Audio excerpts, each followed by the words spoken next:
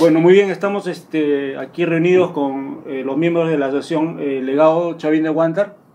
Hemos tenido el agrado de conocernos gracias a que Francisco Tudela y Cecilia Bácula han lanzado un libro sobre la operación militar, ayudados por la fama mediática de la película que se ha vuelto la película más taquillera del 2025, ¿no? Entonces, yo como estudiante de metafísica y profesional de la salud, toda mi vida he tratado de vincular la parte científica con la parte esotérica, la parte mística, que es, digamos, a veces es pasada por alto, pero trato de encontrar algo, darle un sustento científico a mis investigaciones, y qué mejor sustento científico que emplear la matemática. La matemática es clara, ¿no? Ahí no hay, digamos, retórica, los números son números, y a raíz de la película es que, digamos, me di cuenta de todos los datos sobre la operación Chavín de Huántar, que ya como había pasado las décadas no lo revisé, pero gracias a la película es que he revisado todo lo que ocurrió en la embajada hace 29 años, y me di con la casualidad que esto coincidía con una película del año 1988, 8 años antes de la captura, de la toma de la embajada, ¿no? Son en realidad 35 puntos en que coincide la película Duro de Matar con la operación Chavín de Huántar 8 años después. A esta coincidencia entre todos los factores que han ocurrido se llama técnicamente sincronía, ¿no? Porque los datos matemáticos, numéricos, coinciden, si no es exactamente, son altísimamente similares, ¿no? El caso más común en la historia de estos hechos fue un libro que salió 14 años publicado antes del hundimiento del Titanic, y este libro narraba a precisión todo lo que ocurrió 14 años después, un hecho real. El libro era una novela, y esto ocurrió 14 años después en la vida real. Describió el nombre del barco, la forma en cómo se hundió el barco, la gente que murió, el número de gente que murió, la falta de botes, etc. O sea, con datos matemáticos muy parecidos a lo que ocurrió en la vida real, pero en este caso los datos matemáticos son incluso más similares todavía que en esa ocasión en este libro.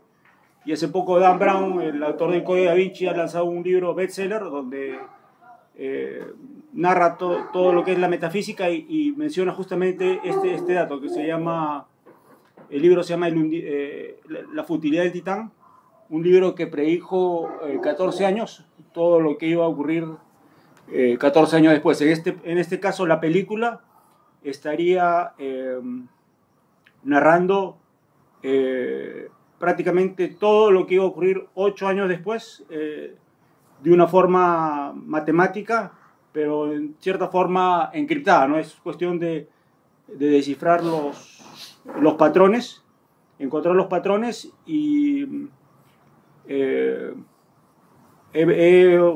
encontrado 35 puntos en concordancia con esta película, y aprovechando también que este libro es bestseller, sería bueno comenzar todos los patrones que ocurrieron en la toma real de la embajada, ocurrido en la película Duro de Matar, ¿no? Comenzando porque como no sé si ustedes han visto la película Chavín de Huántar. Sí, sí. La llegaron a ver. Sí. ¿Cómo comienzan los terroristas utilizando una ambulancia? En la película Duro de Matar, también el mismo modus operandi de los captores era Una ambulancia. Ya se iban a jugar con la ambulancia, o sea, usan el mismo método de la ambulancia. El segundo punto es que reducen al guachimán que estaba en la residencia vecina, digamos, ¿no? Ese es el primer modus operandi que tienen los merrentistas, y en la película Duro de Matar lo primero que hacen es reducir al conserje del edificio. El número de terroristas que toma la embajada son 14.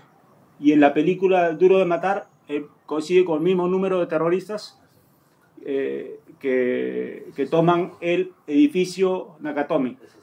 No sabía, la película. No.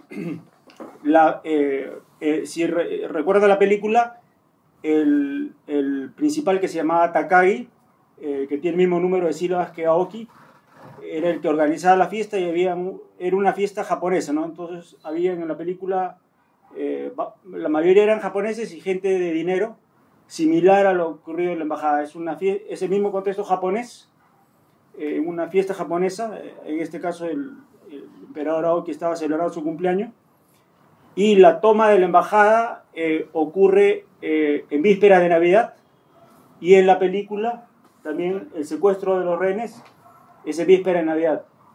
Tal como ha relatado Tudela hace poco, lo primero que hizo fue entrar Tito, uno de los cabecillas Tito, y comenzó a disparar su misil al aire. Así, lo primero que hizo fue para amedrentar a todos los rehenes. Lo primero que hizo, y en la película también similarmente ocurre ese mismo modus operandi, ¿no? Luego, en la película muere uno, que sería Takagi, y en la vida real muere uno, que es Gusti. Y digamos, en la película hay uno de barba que se llama Ellis. De ahí se pasa prácticamente al bando de los terroristas. Es por eso que la muerte de él ya no la contamos como la muerte de un rehén, sino prácticamente de un traidor, ¿no? O sea, como que se pasa al bando de los terroristas. Entonces coincide el mismo número de bajas civiles, de bajas de los rehenes, y en este caso se ve que hay un entorpecimiento de la prensa. Para los que recuerdan la película, claro. La prensa, en vez de favorecer, se vuelve un obstáculo. Y acá también en la vida real fue lo mismo. Por la República fue la que advirtió a los terroristas del túnel que estaban haciendo, y es por eso que entorpeció prácticamente y ahí ya no le queda otra ya que irrumpir a la fuerza, ¿no? Entonces, como en la película, la prensa anuncia que el policía es esposo de la gente.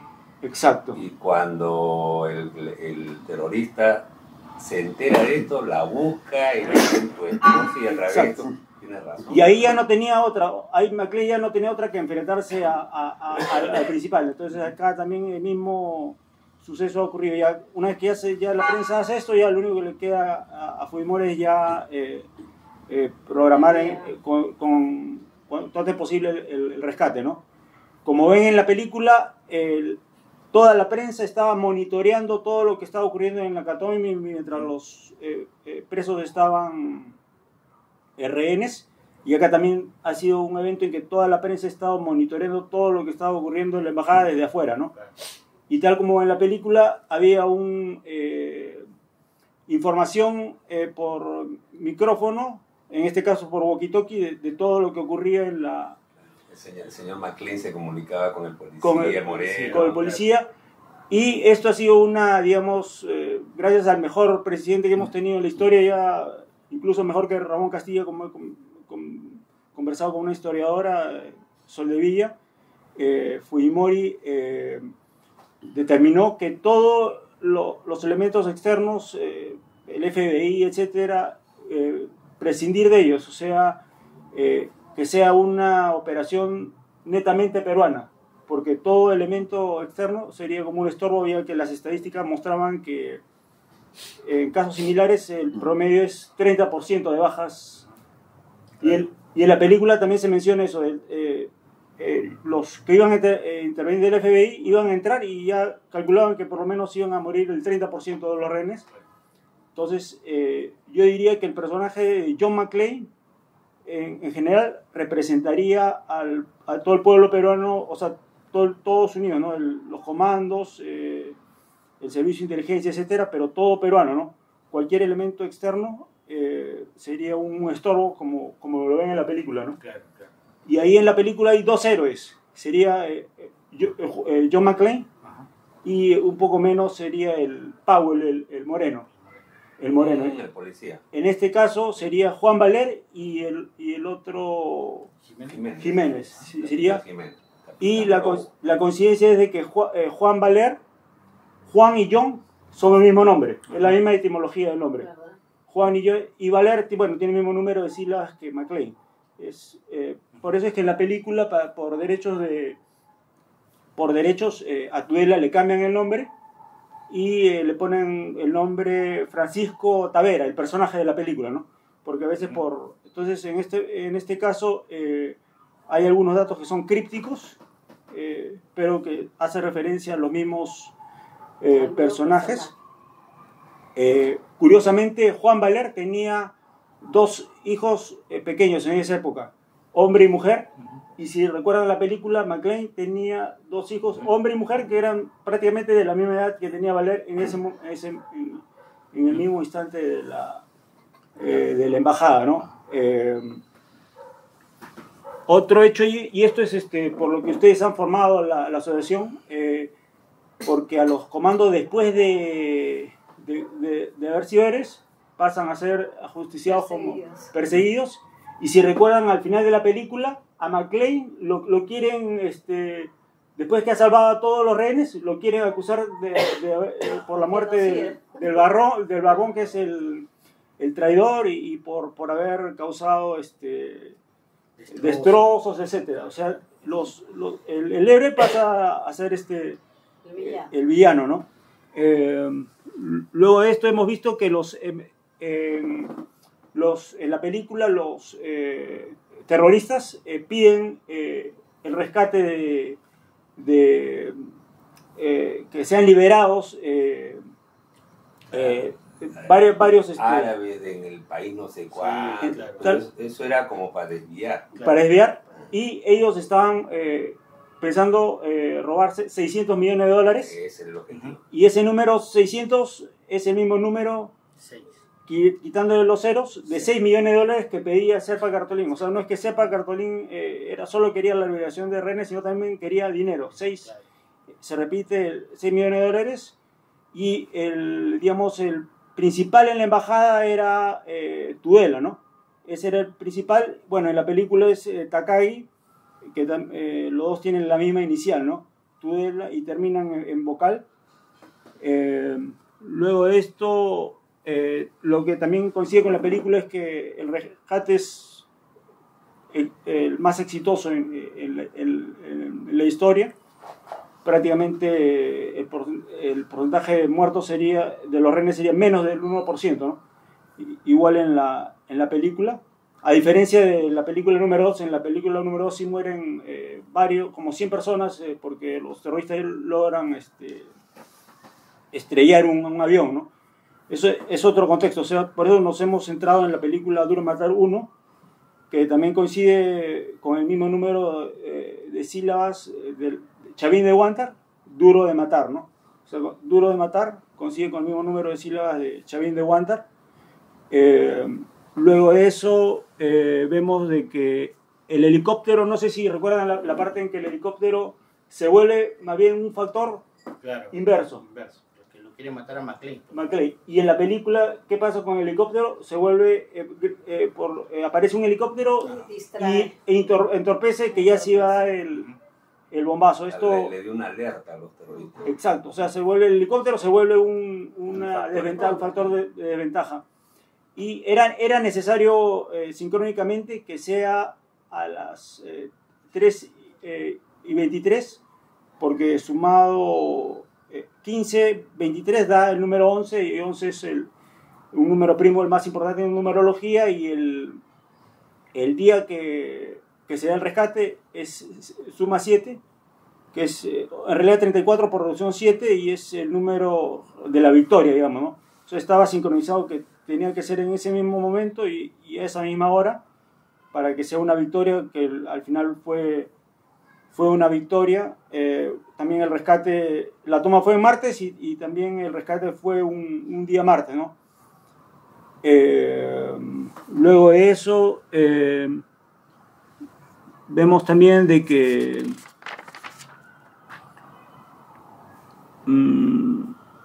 bueno, la edad de Valer era 39 años cuando fallece, la edad de John McClane era 33. Que recuerdan la parte en que les cortan la electricidad a los... Ajá.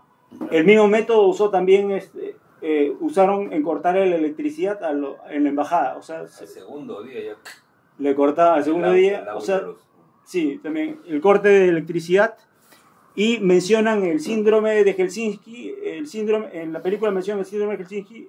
El síndrome de Helsinki es cuando los rehenes y los secuestradores, al estar tanto tiempo, digamos, juntos, establecen cierta empatía. Sí. Y esto no se ve en la película, porque la película es una novela, digamos, pero en la vida real sí. ya estaban jugando fútbol los terroristas. Como lo contó Tudela. Como lo contó Tudela, los terroristas estaban jugando fútbol con los MRTistas, ¿no? Hasta que al final, bueno, ya decidieron prohibirles porque ya, digamos, la explosión iba a ser necesaria, ¿no? Entonces ya tenían que marcar distancia, ¿no? Bueno, ahí como sabemos, han habido también traidores, ¿no? Como en el caso de Sagasti, que le pidió la firma a Cartolín. Estaba Toledo también, ¿no? Y en la película también hay el traidor, el personaje de Barba, ¿no? Claro. Que se vuelve el traidor, ¿no? Y prácticamente es como si se pasara Esa traición le duró minutos. Minutos, sí. No, sí, que yo sé, que el otro que por acá, ya señor McClane, acá tenemos a su amigo y nos dice, no, ya, ¡pau! El mismo McClane le dice, dile que no es te van a matar. Claro. Al final lo mataron. Lo mataron, pues le duró un minuto. Él se acomodaba, no, hermano, ya no te preocupes, yo lo conozco, que por acá hay piu. Sí, y el nombre de la operación Chavín de Guantar es por los túneles, ¿no es cierto? Sí. Y la parte icónica, lo que más resalta en la película Duro de Matar, y que esto lo recuerda todo el mundo, es que el modus operandi de McClane eran los ductos. Los ductos de aire acondicionado. Entonces siguen ahí mismo los mismos patrones. La operación se iba a llamar Operación Papá Noel porque pensaban aprovechar el fogón de las explosiones navideñas para en ese momento... digamos, intervenir en la embajada, pero por algún motivo no se da no se concreta en ese momento, pero de todas maneras ahí en la película resalta bastante el Papá Noel, ¿no? Claro. Hasta incluso En la película, sí. Claro. Por eso digo, hay datos que no son, digamos, matemáticamente exactos, pero que, digamos, están bastante reflejados, ¿no? De una manera... por así decirlo, analógica, ¿no? Claro. Como si fuera una analogía, ¿no? Icónica, ¿no? O icónica, claro, ¿no? Y hay una parte donde no consiguen decodificar la caja fuerte donde estaban todos pues, los títulos de valores, ¿no? Claro. Y el FBI, corta la luz y ahí es donde se hace el milagro. El otro dice, milagro, tipo, sí. En Navidad tú pides un milagro, yo pido al FBI. Al FBI, exacto. Por eso es que Fujimori inteligentemente no quiso elementos externos porque él pensó que iban a entorpecer, no quiso que sea algo netamente peruano, un rescate netamente peruano, ¿no? Así, por eso es en la película los únicos ahí que aportaban eran McClane y el Moreno. En este caso yo McClane representaría a todo el pueblo peruano unido, ¿no? Luego de esto vemos lo que, bueno, en esta película Chavín de Guantar, Valer le deja una carta de despedida a su esposa, ¿no? Y esto ocurre, y John McClane también hace esta despedida, no sé si recuerdan esa parte en que se despide de su esposa, dígale, están conversando con Powell, el único que prácticamente que le aportaba, ¿no? El Moreno. Y comienza a hacerle una despedida, dígale todo esto a mi esposa, ¿no? dígaselo usted. Pues, dígaselo usted. Claro, él le sí, dice, sí, dígaselo usted, pues claro. si se cuida bien, usted se lo va a poder decir. Claro. Pero de todas maneras hay una despedida en la película Duro de Matar. Claro, claro. Y en el caso de Valer también hay una despedida. Todo eso es histórico, ¿no? Oye, pero sí. Los comandos antes de ingresar, todos tenían su cartita en el bolsillo. Ya. Yo he conversado con varios y uno me dijo que contenía su cartita. Exacto. Y la cartita decía, porque al día siguiente era cumpleaños de su hijita. Y en la cartita decía, mañana voy a estar en el cumpleaños de mi hija, o mi hija mañana va a estar en mi velorio. Pero como se salvó y todo, esa cartita simplemente la dejó guardada. Claro. Pero esa cartita hubiera tenido otro valor si en caso él hubiera fallecido, ¿no? Claro. Como un mensaje para su hija, ¿no? Claro. Por eso,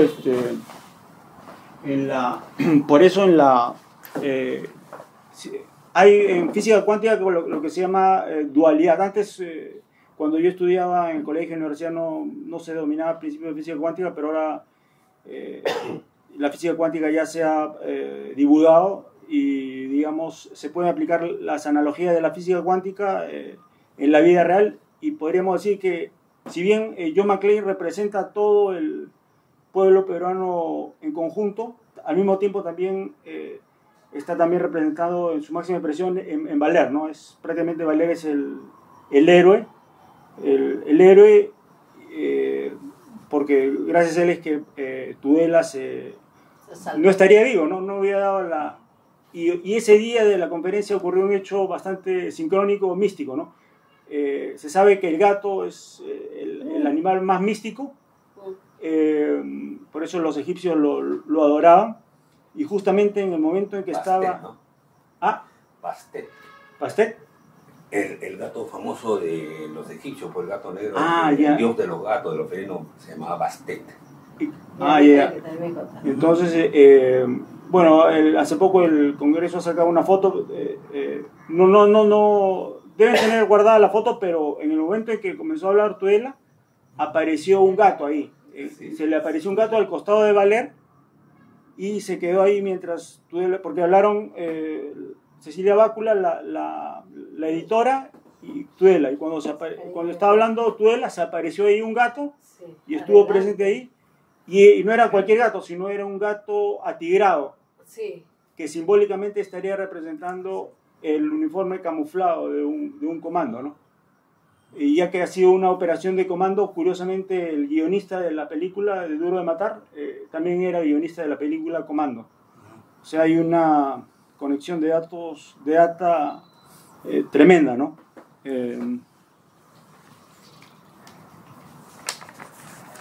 Bueno, el número 72 rehenes también es un número también que se queda al final, es simbólico también, porque en Cábala se habla de los 72 nombres de Dios. Los judíos tienen 72 formas de llamarle a Dios. Ese número también es bastante significativo y somos el único país a nivel mundial que menciona dentro de su himno específicamente al Dios bíblico. Dios de Jacob. El Dios de Jacob. No existe ningún otro país en el mundo que mencione al Dios bíblico. Pueden mencionar la palabra Dios, pero somos el único que menciona al Dios bíblico. Y ni siquiera Israel menciona en su libro al Dios de Jacob, ¿no? En su himno, ¿no? En su himno, sí. Por eso ese número 72 también es simbólico, porque la Cábala es, digamos, la interpretación de todo el Antiguo Testamento. Es una interpretación oculta, esotérica del Antiguo Testamento que tienen los judíos, ¿no? Luego de esto, bueno, en realidad los dos tenían, si bien en la película Duro de Matar, más que todo ellos querían dinero, los terroristas también, que los del MRTA también querían dinero, o sea, no es que solo querían... Claro, querían 6 millones de dólares. O sea, los dos eran terroristas y ladrones. Sí, claro. No es que los otros eran solo... Los terroristas pidieron la causa. liberación de sus compañeros presos, los 6 millones, y un avión para que lo lleve a la selva. Y la respuesta fue: los 6 millones no hay ningún problema, se te paga, ¿no? Lo que sí es imposible es liberar a tus 358 compañeros, imposible, porque eso es la inseguridad nacional nuevamente. Claro. Y ahí se cerraron. Y al final terminaron con liberar a una nomás, por la esposa de Néstor Serpa. Así la liberaron. A la única. Entonces el otro también aceptó porque era la que tenía las cuentas cifradas en Suiza. Entonces, la única que manejaba todo lo que habían extorsionado. Acababan de extorsionar a un empresario en Bolivia, pagaron como $2 millones. También se fue para Suiza. Y la única que manejaba era esa, pues, la Nancy Gilgorio, ¿no? La esposa de Serpa. De Serpa. Entonces, y cuando vimos, dijo, te liberamos a una, tu esposa. Al final aceptó. Claro. Y bueno, los del MRT eran marxistas, ¿no es cierto? Sí. Justamente el segundo en importancia de... Porque el primero era Hans Gruber, ¿recuerdan ese personaje interpretado por Alan Rickman? El segundo en orden era el gringo. Y el gringo tenía el nombre... Ellos eran alemanes. Eran alemanes en realidad, eran alemanes. Y el segundo tenía el nombre Karl, que nos hace recordar a Karl Marx, que es digamos, el fundador del marxismo. Murió con la cadena, ¿no? Sí, pero que al último no había muerto, y ya casi lo mata a McLean. Sí. Y el negro... El negrito lo remata. Y esto en la película, no sé si esto ocurrió en la vida real, pero en la película se ve que ya iban a matar a uno de los comandos y uno le dispara por atrás. No sé si recuerdan esa parte en la película que le iba a meter una bazuca ya. En la película, sí. Sí. No sé si ese hecho ocurrió en la vida real, que iban a matar a uno y se adelantó uno por atrás y le disparó. Y ese...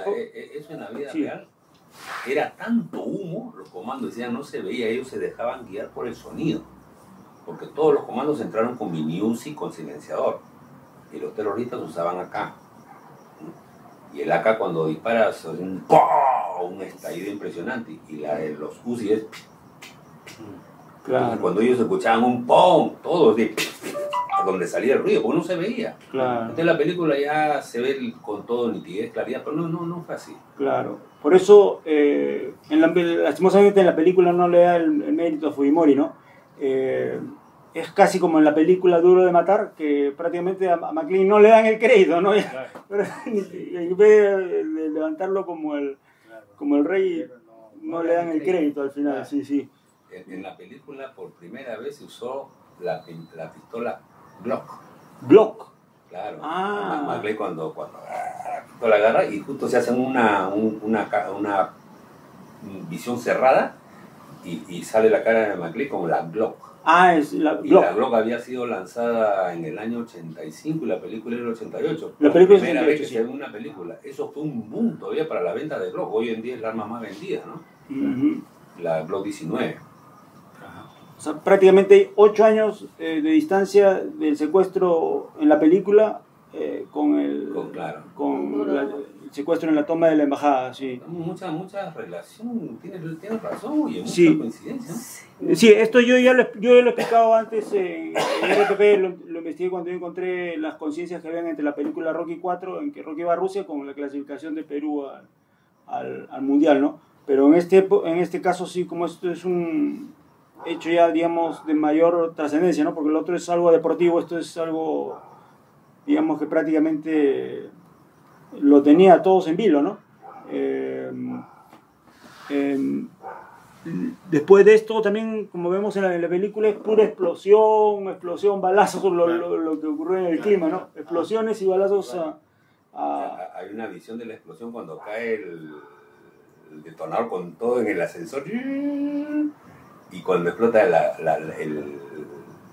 fuego, todo que viene desde abajo, y él sale volando. Una toma fantástica. Sí, en esa época no había computadora, pues, ¿no? No estamos acostumbrados a ver tal... Fue una película ganadora. Sí, ¿no? Prácticamente se puede decir que es un ícono, ¿no? Claro. Un ícono de todas las películas de acción después. Uno la puede ver 20, 30 veces igualito. Oye, y esa película se fue lanzada en el 88, 88. Acá la pasaron por televisión en el 92. Ajá. Porque justo fue un domingo en Latina que la pasaron y de repente cuando está todo el mundo viendo Duro de Matar, ¿no? En la televisión, Claro. y cortan la película para decir Flash. Exacto. O sea que ha sido el mismo día que hubo la toma, ocurrió la... No, estaban pasando la película. No. El día que pasaron la película, Flash. Capturaron a Abimael. Capturaron a Abimael, claro. sí, como algo... Confirmado. Abimael Guzmán ha sido capturado en Surquillo a las 8 y comienzan las imágenes por donde está tipo, no lo toquen y todo eso. Nadie lo toca. Todo eso. O sea, la mayoría lloramos. Yo me acuerdo cuando miraba esa imagen de alegría. Y después Claro. terminó el Flash. Duro de matar estaban. Y justo estaba pasando Duro de Matar, increíble, sí. Claro, y después cuando terminó el Flash viene la película y otra vez te enganchaste, pero ya que... Claro, ya. Yo estaba con mi novia ahí viendo la película y los dos estábamos llorando. Oye, se acabó, o sea, capturaron a la cabeza que tenía el Perú, pero así, era una piedra en el zapato. No se sabía si existía o no. Claro, tú No no se decías, sabía. es un ficción, todo. Y cuando le muestran la imagen, pues barbón y todo calibajo, la lugarteniente, ¿no? No lo toquen, que nadie Claro. es sagrado, nadie lo toca. Y al día siguiente, a los 2 días lo presentan ahí de la raya. Ya, qué felicidad. Qué felicidad, sí. También otro punto de Sí, coincidencia. excelente, sí, para anexarlo, porque justamente, bueno, hablando de sincronías, Abimael muere un 11 de septiembre, ¿no? Y 11 de septiembre es, digamos, la fecha universal del terrorismo en su máxima expresión, ¿no? Cuando Las Torres Gemelas. Pero yo lo Por las tomaba Torres Gemelas, como sí. que el mismo día ha muerto también Fujimori. Ah, el el mismo bien día. y el mal. El bien y el mal, claro. Pero el bien ganó porque pasó desapercibido este año lo de, o el año pasado, pasó desapercibido lo de Abimael, Claro. y más la gente está abocada en lo de Fujimori. 11 de septiembre fue. Sí. Sí, lo que pasa es que el arte siempre es profético, ¿no? Bueno, se habla de los Simpsons que predicen varias cosas. Sí. La canción Las Torres del grupo no sé quién también lo menciona Abimael y lo menciona Fujimori. Sí. Justamente los dos fallecen el mismo día, ¿no? Sí. Sí, o sea, es como si... Las Torres, Fujimori. Y las torres y la Nada que se llama Las Torres, sí. Nada es casual. Y en numerología, Fujimori es el número 11.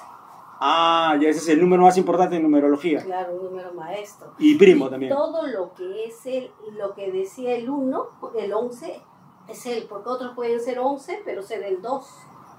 Exacto. No el 11. En cambio, Fujimori sí calzaba con el 11, Sí. con el número maestro. Y su símbolo chino es el tigre. El tigre, Y claro. también calza con el chino. Pero el Sí. chino Casa con el gatito que se Con presentó. Fujimori. casa con el gatito. O sea, hay que ver si el gatito está representando a Fujimori o a Valer, o puede ser ambos también. En física cuántica podrían ser ambos. Y Fujimori, y como a él le gustaba, yo le llevaba, pues, porque yo me voy siempre a celebrar el Año Nuevo Chino aquí en el Minjin. Y entonces le llevaba el librito ese de los chinos. Y cuando yo le leía, increíble. Es como si me conociera, como si hubiera escrito para mí, decía. ¿Sí? Como si fuera su descripción, sí, exacto, era exacto. Tú me comentaste que él creía bastante en esto. En esas cosas, el Claro. número, por eso que él toma esto del 22, que es un número maestro. Él justamente en su libro menciona, en el primer libro, en el Inconforme, menciona que él con Susana iba a una vidente que se llama ¿cómo ¿Ayuda? te dije? No, ¿La de Ayuda? Barranco. No, alguien habló de eso, pero no. Él habló. Sí, no, pero pero está en su libro, ya me olvidé el nombre ya, la cosa es que esta persona, yo lo reconocí por lo que mi papá también, ellos han sido Barranco, ¿no? Y yo lo escuchaba que, Berta se llama, ya me acordé, donde la vidente Berta. Yo era niño, ¿no? Ni sabía que era vidente, qué será. ¿Era Nikkei? No era Nikkei, pero era una vidente bien, que sí, para que vaya pues Fujimori ya tiene que ser pues seria, pues, ¿no? Que los hay en Perú, en Perú hay bastante gente, sino que como sabes de que acá es la cultura de la criollada, la broma, pero hay gente que sí realmente tiene Hace sus capacidades. Pero eso siempre ha sido en la historia, ¿no? Ajá. Porque hasta en el tiempo de Sócrates, que por eso es que van y preguntan a Evidente. Oráculo de Claro. Delfos y quién es el más sabio. Claro. Y Sócrates. aparte de eso, las guaringas también, ¿te acuerdas que Fujimori Sí, iba a la él guaringa? siempre, Él era, sí, claro, la energía, claro. eso él siempre. O sea, él tiene tenía un respeto por tenía la un respeto por naturaleza, esos temas. Era como un Miyagi, se Por puede esos decir. temas. No, o sea, que le gustaba lo místico. Claro. Y ahora Kenji sigue esos pasos, porque no sé si ha visto su podcast. Él lo ha entrevistado a Frank Mendizábal, que es una especie de vidente, pero más de estos tiempos. Y lo ha entrevistado al otro, que ahorita se me dio el nombre, que fue el ganador del programa Psíquicos. ¿No recuerdas que había un programa Psíquicos del Canal 2? Ya. El que ganó fue un muchacho de Ica. Y a este muchacho también lo ha entrevistado Kenji, pues, a su podcast. O sea, él también sigue esa línea, pues también le gusta, ¿no?, ese tipo de... Claro. Por eso es que esa línea, los que son elegidos, digamos, generalmente tienen un contacto ufológico, ¿no? Que, en mi opinión, no es que sean naves extraterrestres, sino son manifestaciones de la divinidad. Claro. Hay un registro de que Fujimori en el año 91 tuvo un encuentro ufológico en que se apareció una nave gigantesca en plena selva. Esto lo narra el comandante Chamorro, cómo se apareció una nave gigantesca y lo vieron no solo Fujimori, sino todos los que estaban ahí, ¿no?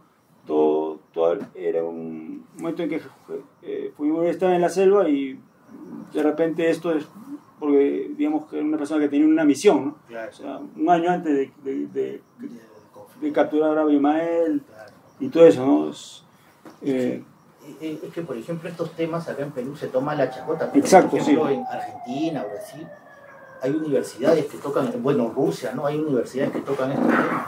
Claro. En Rusia, bueno, eran famosos estos videntes que practicaban para ubicar submarinos, ¿no? No sé si te recuerdas, sí, ¿no? O sea, sí, que de ahí en Brasil también he oído de que todo esto de la magia negra, todo esto lo estudian en la universidad, pero de manera seria, pues. Claro, en cambio acá, pues... Acá lo toman para... a la broma, para buscar, y ahora peor, para buscar likes y todo eso. Peor todavía. Sí. Rubén, ya lo hace farandulero ya.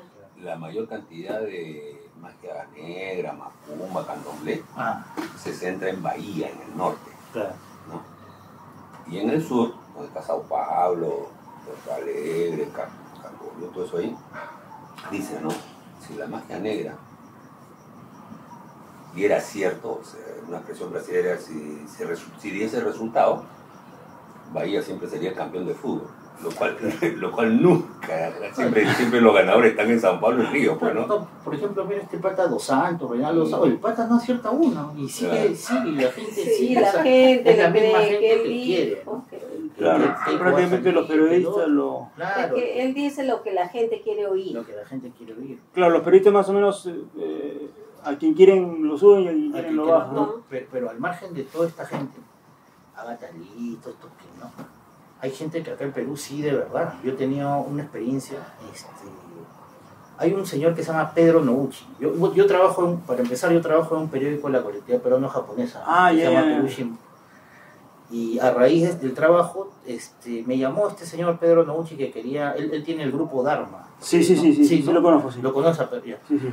Y una vez, 2 o 3 veces lo he entrevistado, me habló con él, todo, y bueno, una de esas ya entrando en confianza con Pedro, le digo, Pedro, inclusive tú que estás metido en este mundo, tú conoces a alguna persona que sea seria, pues, o sea, en esto, que no sean... Sí, y me da el número de un señor que se llama Manuel, bueno, no sé si seguirá vivo el señor, porque esto ya fue hace más de 10 años, atendía en el Jirón El Carmen, ahí en Surquillo. Jirón El Carmen es una paralela de la avenida Angamo de Surquillo. Y bueno, yo soy bien escéptico para este tipo de cosas, ¿no? Lo llamo a su secretaria, todo, y me dice, ¿y usted cómo se llama? Yo me llamo Rubén Canauzú, ya. De acá una semana venga. ¿Ya? Voy, entro en una habitación así oscura, ¿no? Era un señor que parecía que le había dado hemiplegia. No era una persona normal, ¿no? O sea, que parecía que le había dado un derrame. Me comienza a hablar, pues me dice, tú eres Rubén Canauzú, tú trabajas en tal sitio, ahorita vives en Girón Amachuco 1492 Jesús María, antes viví, y así, con una precisión exacta. Como tú si trabajas, me conociera. Sí, como si me conociera uno, y así, conversando. Yo después digo, tú has estado con un vidente que se llama Nohara, tu papá se llama tal en japonés, me dijo, ¿no? Está acá presente, Nohara también está acá presente. Tenía una capacidad de ver ángeles, de ver gente que rodea. Claro. Y ahí ya no había truco, nada, porque eso no está ni en internet, ni en nada, ¿no? O sea, de verdad que me sorprendió, ¿no? Y yo soy bien escéptico. No, este señor se ha averiguado acá, puede hacer, pero no, ¿cómo vas a ver que vive donde Jorge y todo? ¿No? Jorge era un amigo mío que ya falleció, ¿no? Bueno, un conocido que también hacía limpias, este tipo de cosas. Claro, y otro... ¿Sigue grabando eso? Sí, sigue grabando, sí. Y otro hecho que también resalta es lo de las maquetas. No sé si recuerdan la parte cuando el terrorista en la película Duro de Matar comienza a ver las maquetas que había en Nakatomi. Ahí aparecen maquetas y en la película, bueno, se ven maquetas, bastantes maquetas en la película, que en la vida real no solo usaron las maquetas los terroristas, sino también los del grupo comando para orientarse, ¿no? Entonces las maquetas también resaltan en la película Duro de Matar, y en la vida real también resaltan las maquetas, ¿no? Interesante. Bueno, la embajada en esa época quedaba en la calle Tomás Alva Edison. Eso sería una conexión, digamos, con los americanos, ¿no? Sería una calle con un apellido... Bueno, en realidad... cuando se promocionó, me acuerdo, la película Duro de Matar, lo promocionaban a los terroristas como armados hasta los dientes, ¿no? Y los terroristas peruanos también estaban armados hasta los dientes. Bueno, ahí también hay el apellido Williams, y en la película se muestra un apellido Johnson, que es son apellidos típicos americanos, sí. Oye, Tomás Alva Edison es el frente, al costado es Barcelona y a la espalda es Guillermo Marconi. Ajá. Y Marconi fue el italiano inventor de la radio. Mm. Y todo, como la comunicación fue a través de la radio. Increíble, sí, todo está armonizado, ¿no?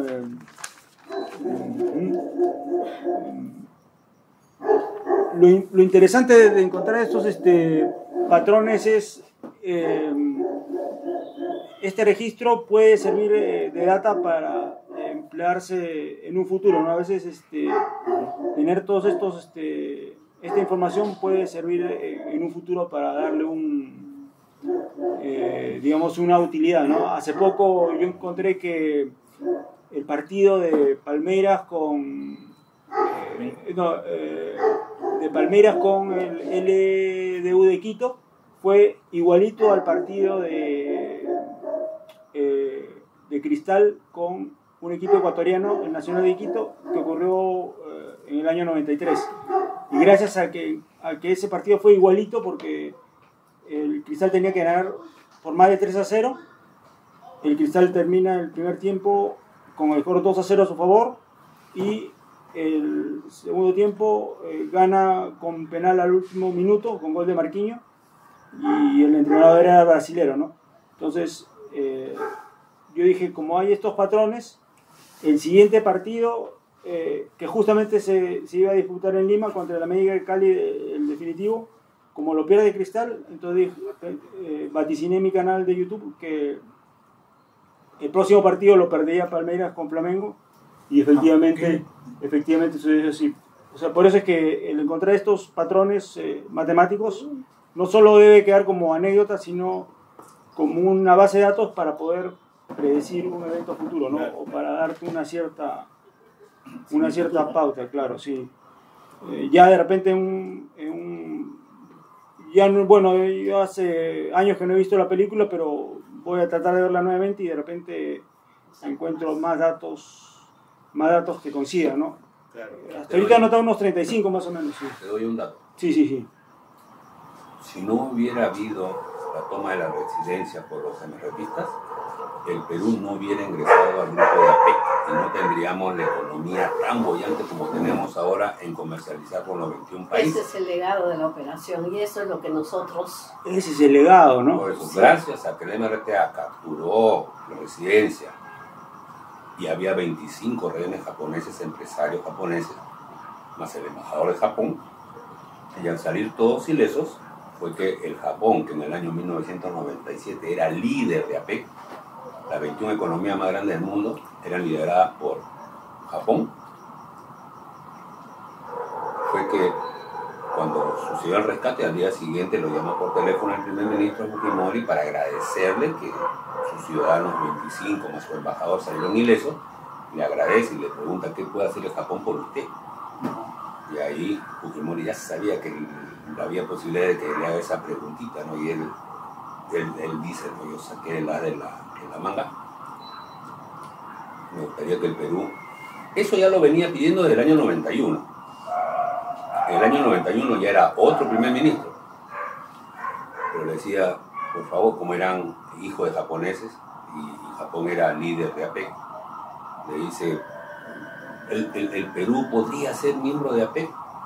Y el primer ministro de la época, que no era Morihisa Aoki o el ministro Ryutaro Hashimoto, no era.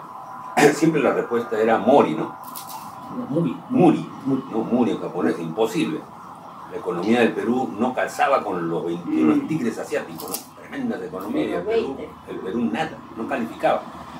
Entonces Muri, en el 92 Muri, 93 Muri, 94 Muri, cada año que tenía una posibilidad de entrevistarse como primer ministro de Japón, el Perú podía ser miembro de APEC, Muri, hasta que llegó el rescate. Y cuando llegó el rescate, no fue Fujimori que pidió, fue el Ryutaro Hashimoto que ofreció. ¿Qué puede hacer el Perú por usted? Por usted.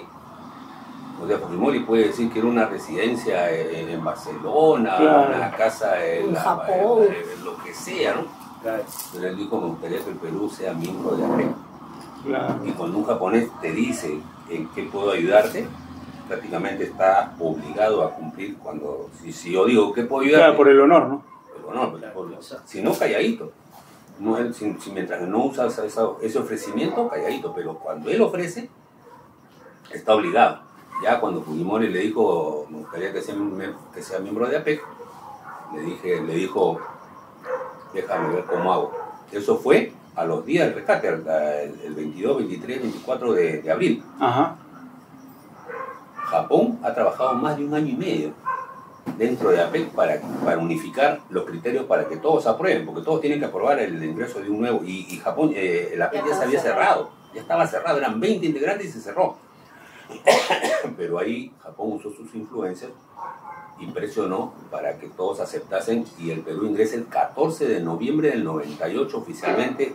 Fujimori firma el ingreso, el último ingreso a APEC. Esto ha dado pie a que el Perú ahora exporte más manzanas, más uvas que Chile, más plátanos que Ecuador. O sea, sí, pues, o sea, lo que fue una ventaja se convirtió después de una... Por eso te digo, te comencé diciendo, si no hubiera sido la intervención del MRTA, el Perú no hubiera ingresado a APEC y no tendríamos la economía boyante que tenemos ahora. Claro, y como dijo Mariátegui, fue un error no mencionar a Fujimori en la película esta de Chavín de Huántar, porque dice que, según Aldo Mariátegui, que ningún otro presidente, no lo ve a García, ni a Sagasti, ni a otro presidente teniendo la frialdad que tuvo Fujimori, ¿no? Para hacer sí, claro. Pero pareciera que todo lo que se hace con mala leche se revierte. En la película, ser, ¿no? Si lo han hecho con mala leche, se va a revertir. No, y ya se ha revertido, porque justamente después de la película, el director del museo de la réplica dijo de que antes recibían 10 personas, ahora reciben 1000.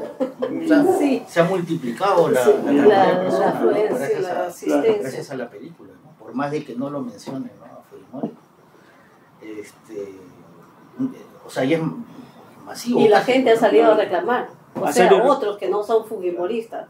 Claro, por eso dice que más bien les has un tal Chanchín ha dicho que más bien se le ha vuelto como un boomerang, más bien en vez de más bien le han hecho un favor, más bien porque ahora todo el mundo está reclamando. En plena campaña. Sí, en plena campaña, sí. ¿Chanchín el cantante? No, había uno que estuvo re Chanchín, sí, Chanchín. Luis Chanchín. Él es ministro. Luis Chanchín, no, claro. Porque, mira, justo hace un día, 2 días he visto que ya llegó al 1.300.000 de asistentes a la película.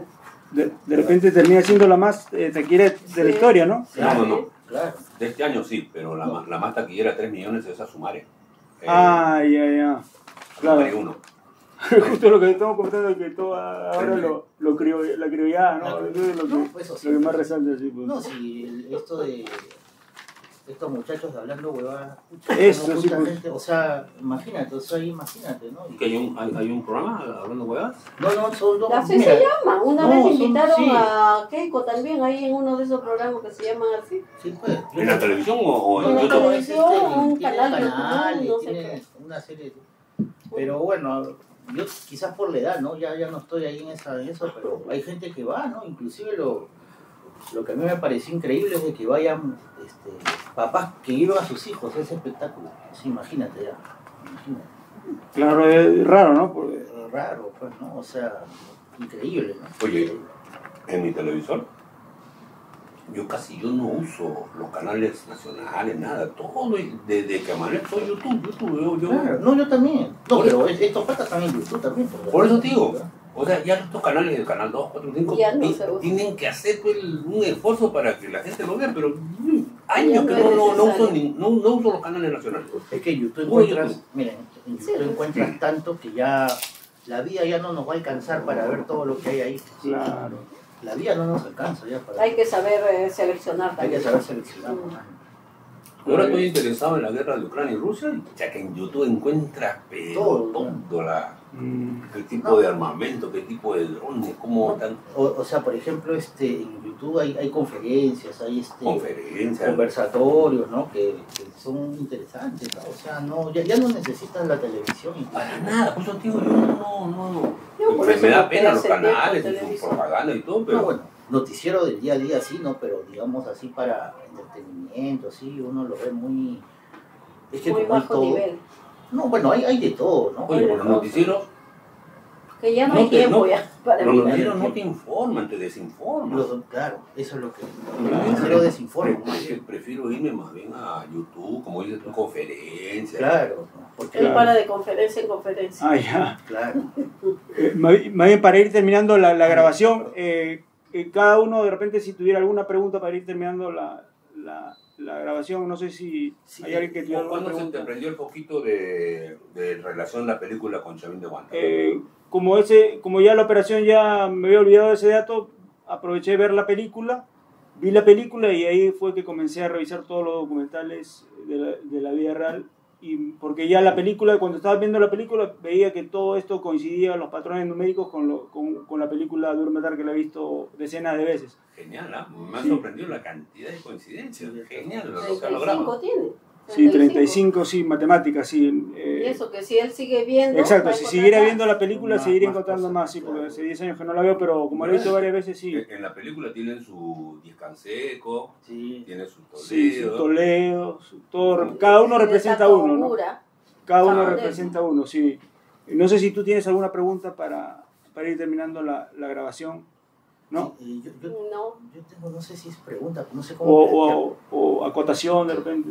Mira, o sea, claro, tú has hecho una retrospectiva, ¿no? De lo que es la película con la toma de la embajada. Claro.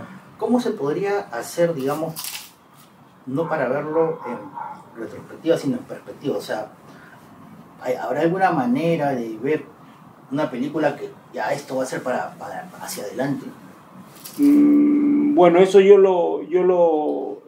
cuando yo lo puse esto en RPP, en el programa de Choi, le dije, de acuerdo, vi que habían como 50 puntos de coincidencia entre la película Rocky 4 y la clasificación de Perú, y yo le propuse que llamaran a Pizarro. Ese era lo que yo proponía al haber encontrado estas concordancias, porque Pizarro es el que más se acercaría a representar a Rocky, que es el que vence al ruso, y lastimosamente lo tomaron a la broma en el canal. Como saben que a Pizarro no le gusta a la mayoría de peruanos, como dicen, el peor enemigo de un peruano es otro peruano, entonces me hicieron chacota y no se me hizo caso, ¿no? Por más que traté de hablar con Gareca para que hablé con su con Bonillo, ¿no? Que era el técnico, pero vio mis videos, pero no me hicieron caso en llamarlo a Pizarro, ¿no? O sea, por eso te digo, cuando encuentras esto, te puede servir de data para un futuro. Para un futuro, Claro. para emplearlo, pero a veces No hacen caso. la gente no hace caso, Sí, ya, sí. eso ya Quiere que escapa a pase. lo que... No, pero acá ha sido bien certero, mucha ya. coincidencia. Qué bien, sobre todo, que bien que me lo diga él, que es Sí. Historiador. No, Claro. son los datos fácticos, ¿no? Son El datos 78, fácticos. No es retórica, sino claro. son datos matemáticos, claro, Además, fácticos. pegarme a Sí. los datos fácticos y las coincidencias son brutales. Son brutales, y esto, felizmente que ya el libro bestseller a nivel mundial, que se llama El último secreto de Dan Brown, ya toca estos temas, y él muestra, como le digo, lo del hundimiento del Titanic, que ya estaba escrito en un libro 14 años, pero acá los datos matemáticos son más exactos todavía, porque ahí los datos matemáticos varían, digamos, a veces por 20, 30, algunas cosas, pero en este caso los datos son incluso más exactos, o sea, ya hay registro en la historia de estos casos Oye, que dicen. había un amigo de Fujimori que escribió varios libros sobre numerología. Ah, sí. Sea, ¿no? Hugo Sea, creo que era. No. Hugo Sea es economista. El- Fue Virgilio Gutiérrez. Virgilio Gutiérrez. Pucha, si tú lo conoces a él, ya que ha escrito libros Seguro sobre que- numerología impresionante también. Ah, qué bien. Sí. Él también, él fue el que le sumó pues a Fujimori sus números. Claro, incluso voy a enfocar la cámara para que vean cómo coincide con la clínica Centenario. En Nakatomi Plaza. Hace Preciso. parecer a Lo que la... acá le decimos Nakatomi, pues. Increíble, mire, usted lo ha dicho, ¿no? Nakatomi ya le había No, puesto. acá en la casa siempre está en Nakatomi y las Torres Gemelas allá. Es increíble, sí, pero y Nakatomi... Nada es por ser- casual, como yo nada le es decía. casual, ¿no? Sí, pues ha sido realmente Un placer.